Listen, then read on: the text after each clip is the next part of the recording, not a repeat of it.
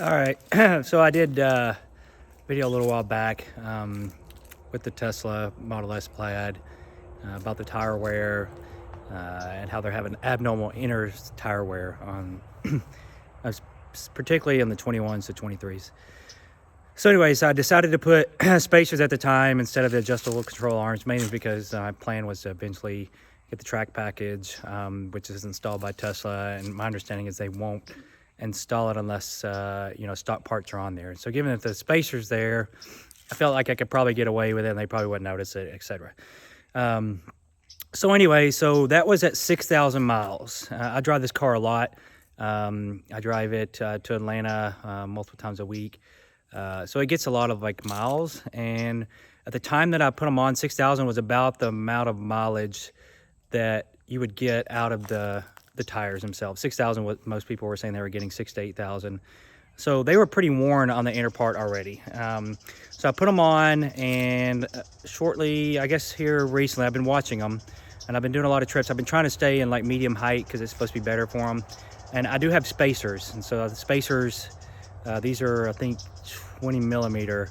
They space it out, and I reached out to macsboost to see what was the ideal spacers for these shims, and I think I'll post the email link here. I think he said 10 millimeters was the ideal, not 20, at least for the shim. So obviously it's still not perfect the way I have it set up, and it's obviously still having tire wear. So I just noticed, now that I've hit 12,000 some odd miles, I just started noticing wear and inner wear where I'm having to change the tires.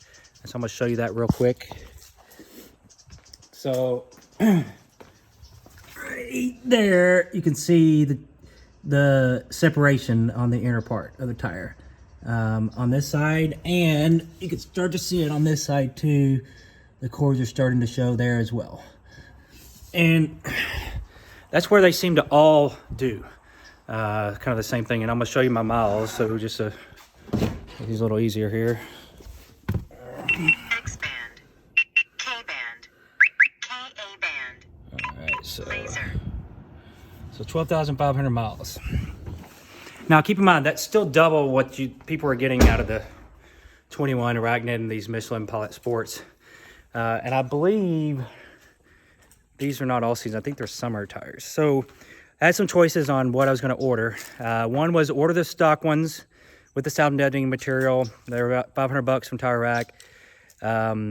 And you're looking at another grand, and they say I don't have this problem fixed, which I don't know how much this inner tire wear was because I have spacers or how much I actually prolonged it. So I'm still kind of in the experimental stage right now. The adjustable arms are obviously best, and getting alignment is obviously the ideal thing to do. So my thoughts were, I didn't want to spend a grand on tires I'm going to go through possibly another 6,000 or 10,000 miles, and it being winter, I decided to go with some Goodyears, and these are non-sound deadening. They make sound deadening ones that are particularly for EVs and for the Tesla and 295/30/21s. Those are, I think, around $380 a piece versus the $500 for the Michelins, and these are actually $250 without the sound deadening, and they're all seasons, so it's better for winter. They're not a winter tire per se, but all seasons. So this is the tire that I started to try out. It is a 295/30/21. It's not a horrible looking tread pattern.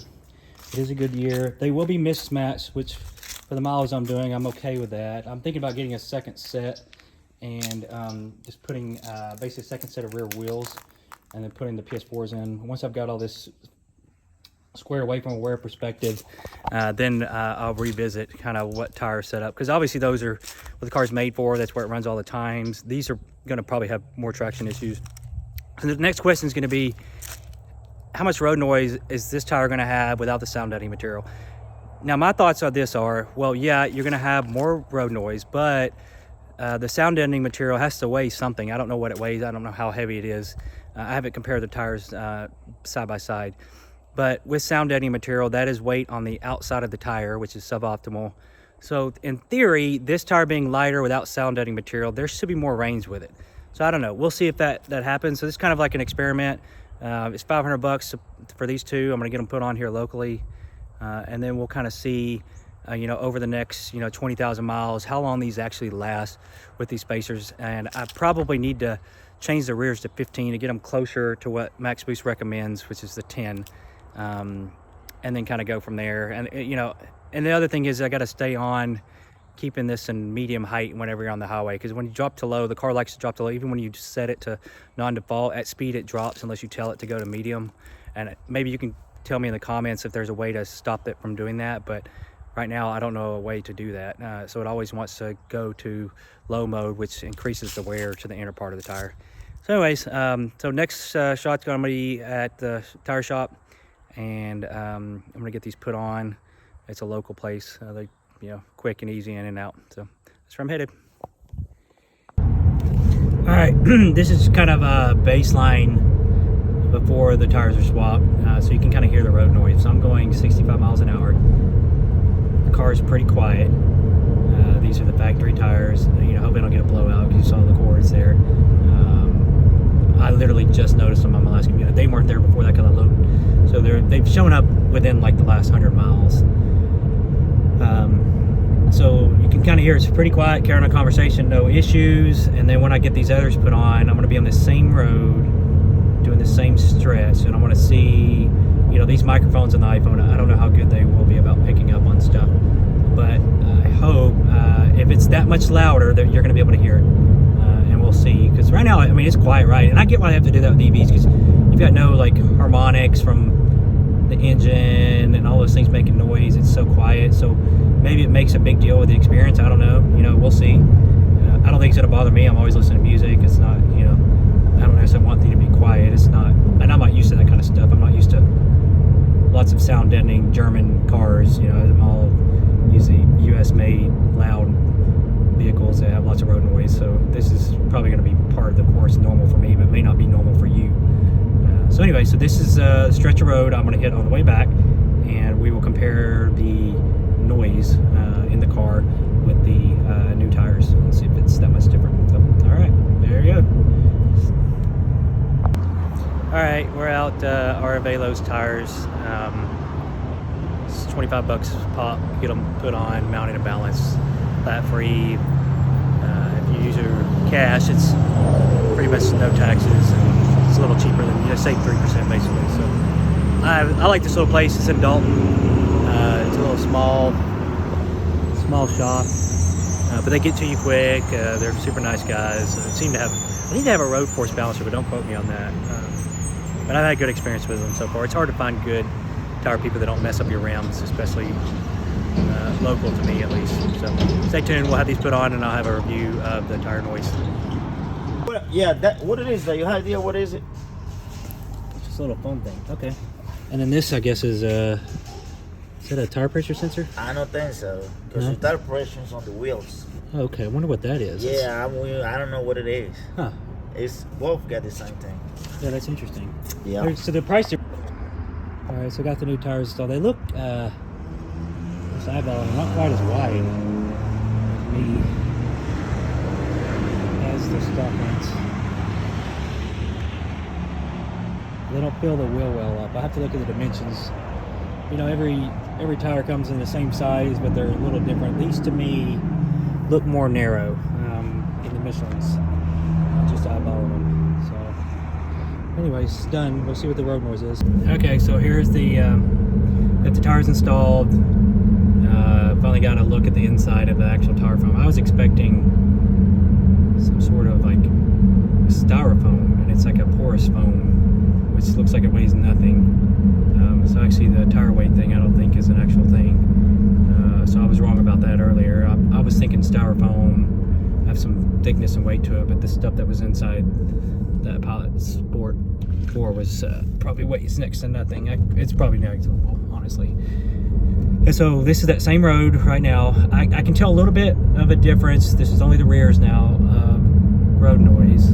It's not enough to bother me. It might bother you. It doesn't bother me. I'm going to be 165 here soon. I got to slow down a little bit. This guy's up here is on speed limit. So let him get ahead so we can go 65.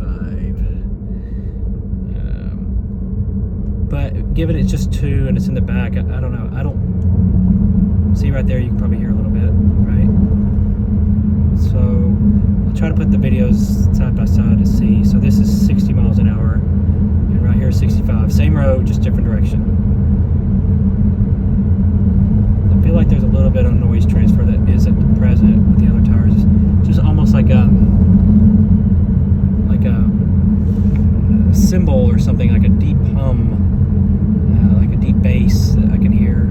resonance or something that I don't remember being there before. It's persistent, but honestly, if I wasn't looking for it, I don't know that I'd even notice. You might notice, especially for particular, that kind of stuff. But to me, I can't tell a difference. I will say I can't tell a difference with the looks of the tire. This one doesn't protect the rim nearly as well, but it's an all-season versus the Max Summer Performance. So I'll probably go back to the Pilot Sport when these get done, depending on how the wear patterns are, and when it's summer again, just because it's such a great tire as far as traction and stuff goes. But this will be an interesting experiment. See how long these last. So just stay tuned. I'll do like a 10,000 mile review and check the tread. I'll be checking them pretty consistently. And I'm about to insert the email I got back from the manufacturer of the spacer for the control arms, but what he said and recommended if you're running the spacers, which I think that's probably part of my issue. I probably would have got even more extended time with mine had I not had the spacers. I think that kind of messed things up, because I think, you know, he sets that up to be for stock calibration, and those, you know, the camber angle changes based on where the wheel sits, and when you push it further out, it's going to change that angle. Anyway, so, and I may end up doing alignment. I didn't have time today. I've got to get to work. I had a bunch of stuff to do, so I had to be in and out of there. So it was a quick in and out. But so far, I mean, for what they need to do, they're going to be fine for this winter, and for a daily driver, more than fine. This car literally has no issues accelerating or any of that kind of stuff. And I can't imagine these are bad in the rain, so I don't think I'm going to lose anything other than maybe like a couple tenths on an acceleration to 60, which is, you know, doesn't matter. There's nothing that touches these cars, and that's just a fact. Unless you've got another one, or like a Lucid or something. So anyways, all right, so that's my review so far. You know, I'll probably do a long-term follow-up. We'll see what that shows. Stay tuned. And next thing I'm going to do is I've noticed I put on these, I was concerned about rock chips with the spacers, so I put these mud flaps. And, you know, I knew better than this. I knew looking at them just by historically, anytime you place something on the car that's near the paint that catches wind, you've got to watch for paint wear. And the whole point of the mud flaps is to protect your paint, but I'm finding that it's actually harming the paint underneath the flaps, and I'm going to show you guys that. And you got to paint protect the inside of those, and I'm going to lay that down. But problem is right now, this particular color, the ultra red, does not have a touch-up paint, so I would need to touch them up, then place the paint protective film, and then replace the mud flaps. And I'll show you kind of what I'm talking about here soon. But you know, you think these Chinese manufacturers of these mud flaps, you think they're all the same and that there's no negatives to it, but that's one thing I'm finding is that's not necessarily the case. There's a reason why Tesla offers the certain ones that they offer. I'm sure I'd have to see the fitment directly compare, but they're just god-awful looking aesthetically. I mean, awful looking. It's hard to stomach. These are just more aesthetically pleasing, but now has come with the side effect of messing up your paint. I wish I'd had a warning. And evidently there's some manufacturers, they're not manufacturers, they're probably distributors, that are including paint protective film with these and have recognized this being an issue. And I don't think it was out there because I didn't see anything about it when I initially got mine. And I saw something on YouTube just a little while ago talking about it, and I'm like, oh wow, mine's doing that too. And so they had an interesting suggestion on how to fix it, and that's the PPF and just those little sections, little squares. So I'm probably going to do that. I just would like to do it after I've got the area touched up, and you'll see what I'm talking about. So that'll be probably the next video I do for the Tesla. We'll probably switch back to the Corvette for a little while, and then I'll be back on the Tesla in like a week or two. Alrighty. All right, have a good one.